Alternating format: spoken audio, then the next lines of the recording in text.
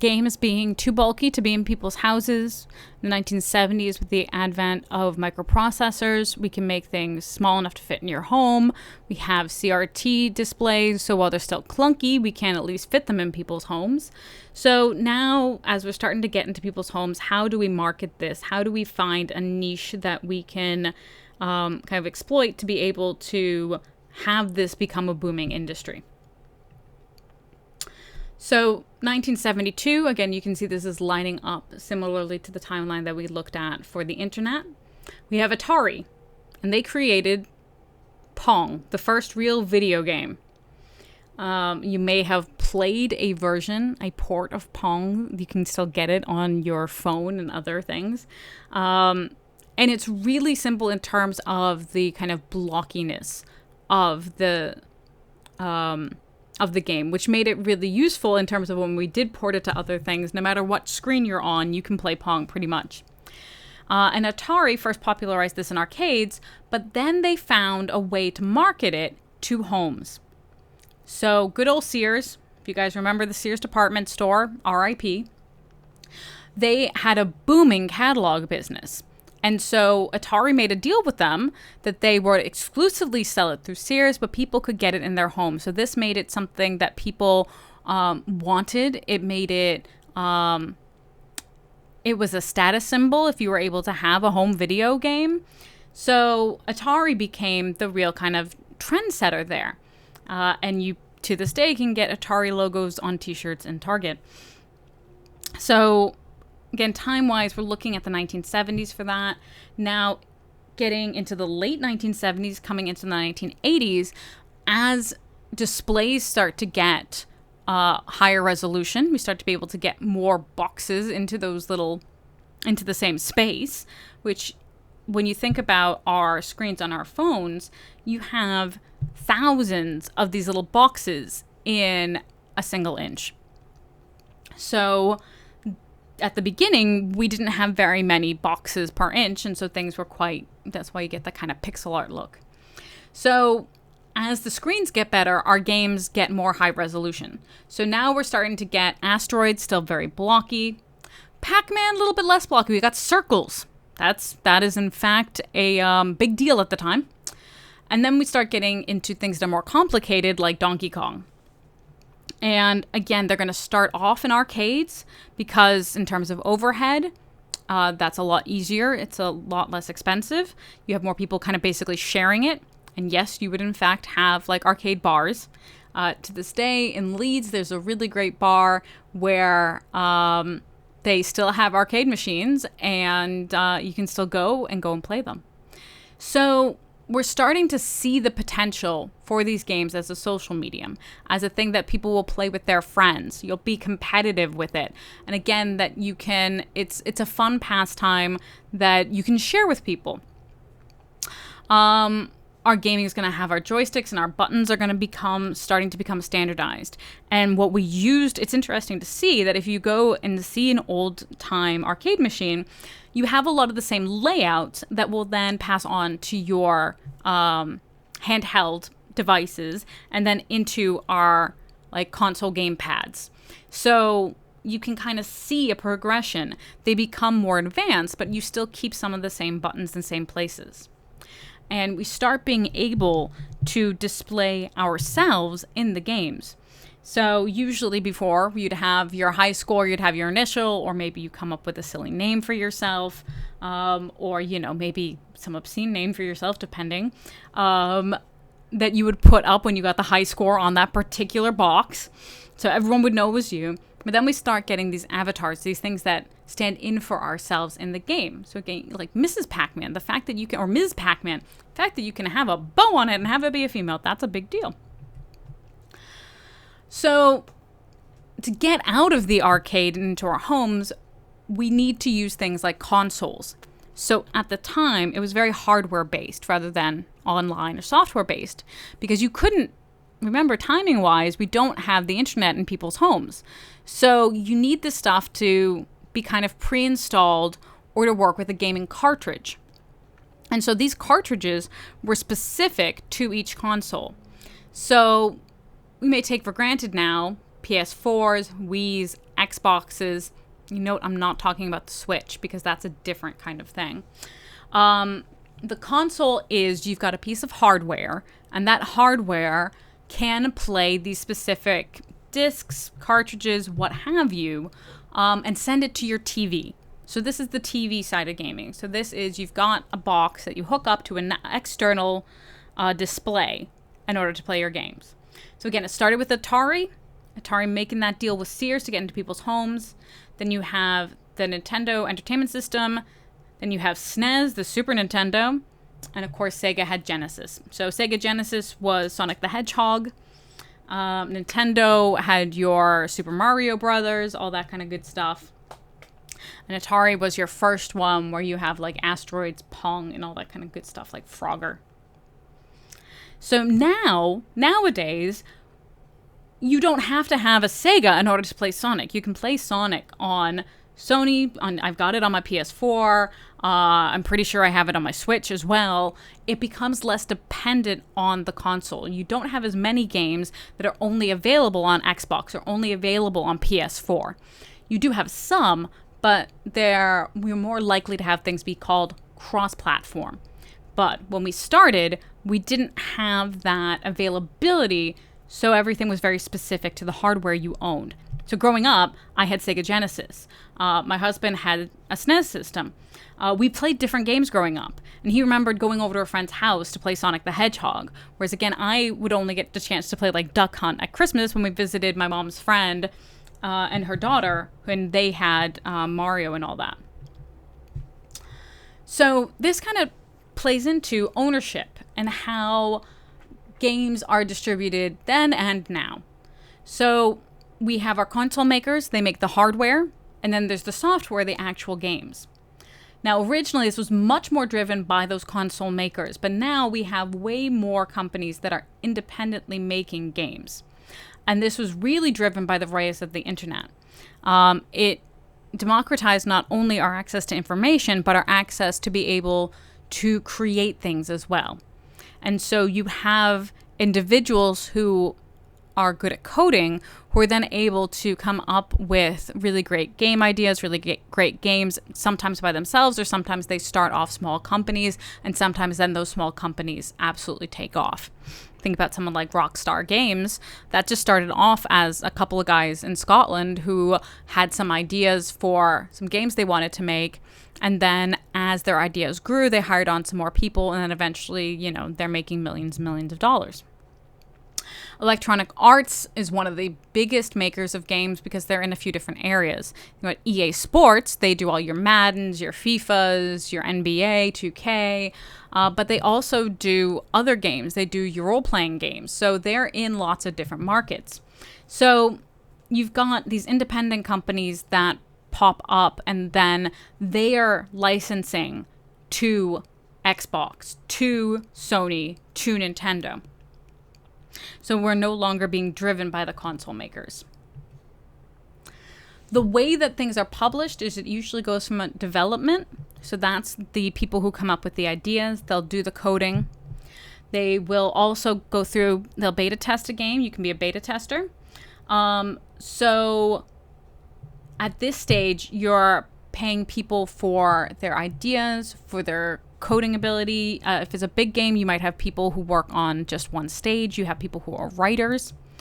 And a large game, there's, hundreds and hundreds of people involved in its creation. Smaller games, something like, Stardew Valley was created by one guy. So it really can run the gamut. But you start off at the development stage, coming up with the idea and actually making the game, testing it, making sure it works. Then we get into licensing. So at this point, if you're an independent maker, you're going to license your game on the console. So you get a cut and the console gets a cut. And this is where we can run into issues around intellectual property. So you can also license characters, and Witcher is a really interesting example. If you guys are aware of the Witcher TV series that came out on Netflix. Now, there were 3 Witcher games as well that kind of preceded it being made into a TV series. And there was a bit of a kerfuffle with the creator of the Witcher character. So the Witcher character came out, it's a Polish gentleman. He basically won a sci-fi fantasy writing contest and wrote a number of short stories, wrote a few novels. Actually, it was a Witcher TV show made in Poland a while ago. And from, we had a little bit of success, but nothing too big, made a little bit of money. And so the people at Project Red came along and they were like, we really like the character. We really like your world that you've created. We'd like to license that for our video game. And they paid him a lump sum.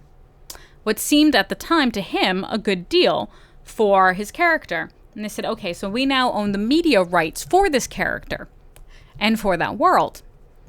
Well, then they made 3 video games that were very popular, very successful. So then when Netflix came and said, we want to make this TV show, Henry Cavill's a really big fan of the video games and the books, actually, and he really wants to play Geralt, they're like, awesome. Well, currently, Project Red is the one who owns all the intellectual property for The Witcher. So they're paying Project Red millions in dollars. And the guy who came up with it is getting nothing because he was paid a lump sum, which now seems really small. So they got into a bit of an argument about it. Project Red basically said, here's another lump sum to make it a bit more equitable. But they really didn't have to pay him anything. It was all about saving face and public relations that they paid him anything at all because they owned those rights. So sometimes when you're in development and you're thinking of an idea, if you're not aware of its potential, you might end up selling for what seems like a good deal at the time, but in retrospect, you end up losing out on the deal.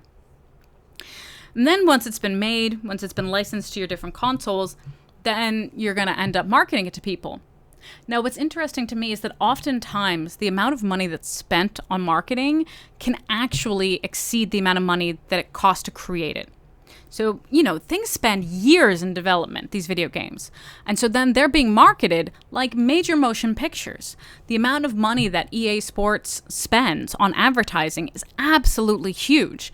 And actually, thinking of EA Sports, that's another, going back one step to licensing, they have to pay players, they have to pay leagues money for licensing their intellectual property. I'm going to get an example a little bit later talking about that licensing, but basically the companies who are making this stuff have to shell out in development and kind of paying by the hour for people to design, code, test the game. And then they have to pay out to each console manufacturer. They have to pay out to anyone whose likeness is in the game and for intellectual property. And then they have to market it. And they spend all of this money and yet still turn a hefty profit. So that's a good thing to kind of keep in mind. Because the only way that you can return a profit is if people buy the games. And if people don't know they exist, then they're not going to buy it. So sometimes you can get word of mouth. This is part of why Kickstarter has become such a huge part in gaming, is that if you do your marketing up front and you build that cost in, then you're guaranteed that you'll sell enough to cover these other costs, your development and your licensing. And that's often why when you see a Kickstarter, they don't have all the consoles listed at the beginning. They'll have your kind of big Xbox, PlayStation, they might have a Nintendo, but they're not going to have all of the variants maybe listed at the beginning because they don't know that they can make enough money to cover the licensing for those variants and the cost in development to port it. So all of these things play into how something manages to get to market and who can cover those costs to bring things to market. So if you look at the cost of a $60 video game, where does that money go? Well, you can see that a quarter of it is going into your development in terms of just your art and design, and another 1/5 is going into the programming itself. And over 10% goes to the console manufacturers. So yes, there's a retail markup, but when you look at it in comparison, it really ends up, you're still spending more on the development, art and design than you are in that markup.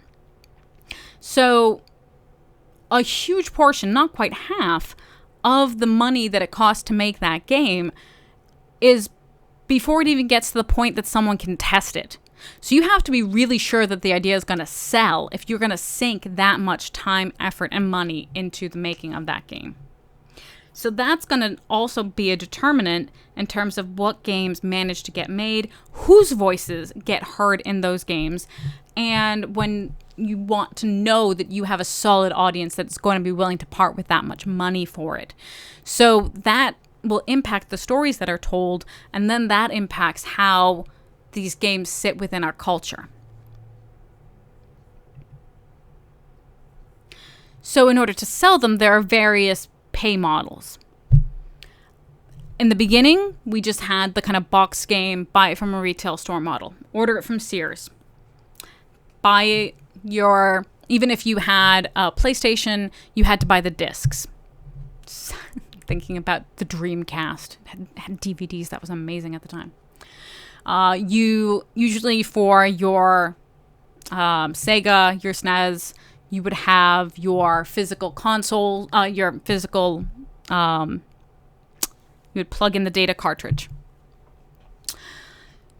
As we get onto the internet, we have the ability to download our games. You start getting into things that are subscription models. It's World of Warcraft, Elder Scrolls Online, anything where it's more than a single payout, like it is for if I just want to buy a copy of Skyrim. Skyrim's set in the same world as Elder Scrolls Online, but Elder Scrolls Online, you need to pay each month in order to get access to the full content. World of Warcraft's actually a better example because, Elder Scrolls is a bit more complicated. And then we have free-to-play games, which are often called freemium games because they're free, but they have ads. Or they're free, but if you really want to unlock all the features, you have to pay. So for free-to-play games, you'll often hear people talk about, are you, inside those games, are you a whale or are you an FTP player or an F2P player? And that is, are you really free? Do you really pay nothing to this game? Or are you sinking money into it in order to get the most out of it? So no matter what, there needs to be a way for them to get money.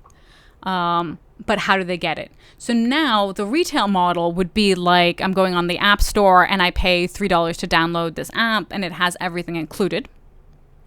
Your subscription model is I'm going in and I have a subscription to Apple's Arcade, so I have free access to everything that I want, but I have to pay every month for that.